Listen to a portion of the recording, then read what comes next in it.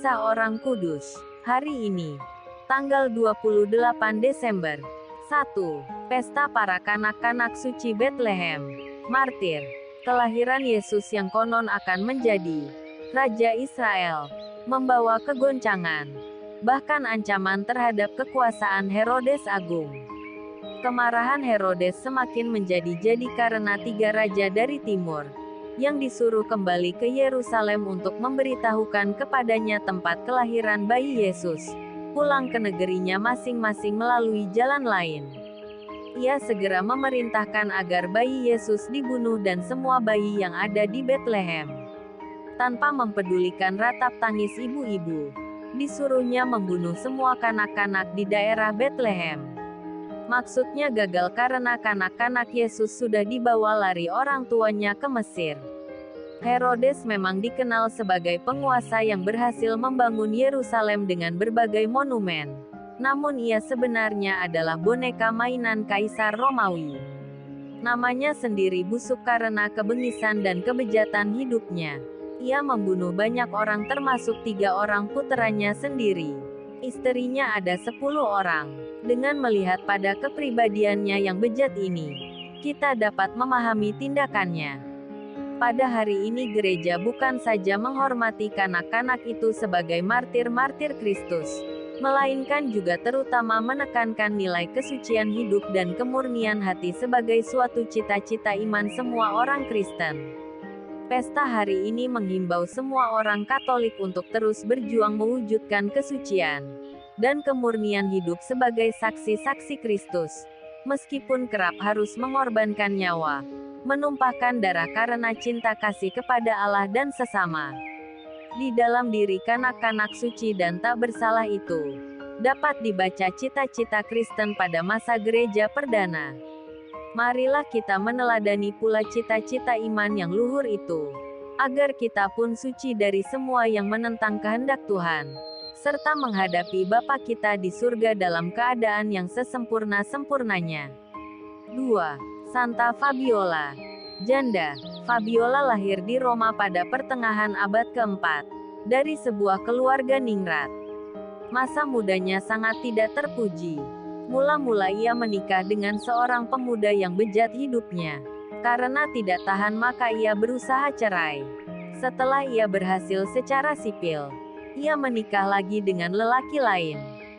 Sebagai orang Kristen, tindakannya ini sangat tidak terpuji dan mencoreng nama baik gereja. Namun Tuhan rupanya tidak sudi membiarkan Fabiola bertindak semakin sembrono. Tuhan mulai campur tangan. Tidak lama kemudian 2 laki-laki yang menjadi suaminya itu meninggal dunia.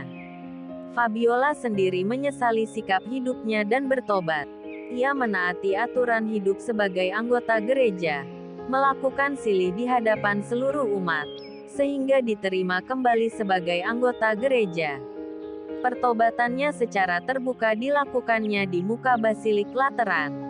Paus Santo Siricius menerimanya kembali dalam pangkuan ibu gereja.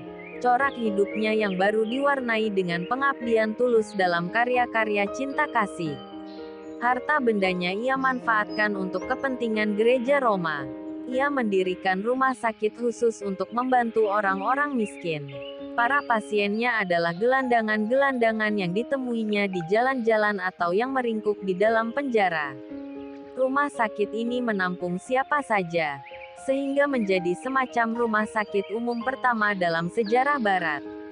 Pada tahun 395, Fabiola berziarah ke Yerusalem dan mengunjungi Santo Hieronymus, Santa Paula dan Santa Eustachium.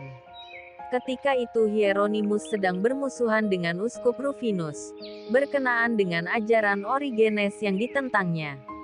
Orang berusaha mempengaruhi Fabiola agar memihak Rufinus. Namun Fabiola tetap mendukung Hieronymus, gurunya. Fabiola mendirikan sebuah biara dan membantu Hieronymus dalam usaha menerjemahkan kitab suci. Tetapi kemudian ia pindah dari biara itu. Biara itu menjadi tempat ziarah yang sangat ramai. Kondisi hidup umat sangat tidak menyenangkan. Umat Kristen terpecah-pecah. Dan dari luar ada ancaman serangan bangsa Hun, dan lain-lain.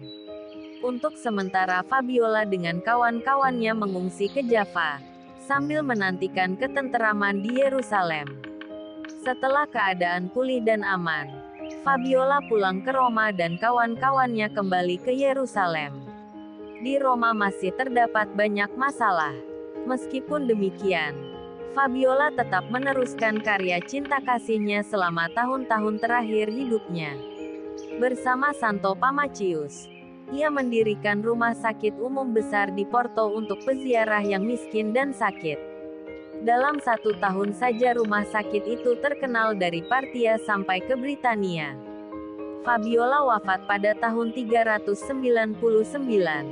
Ia sangat dicintai dan dihormati para kanak-kanak suci Bethlehem dan Santa Fabiola. Doakanlah kami. Kak Carla Channel.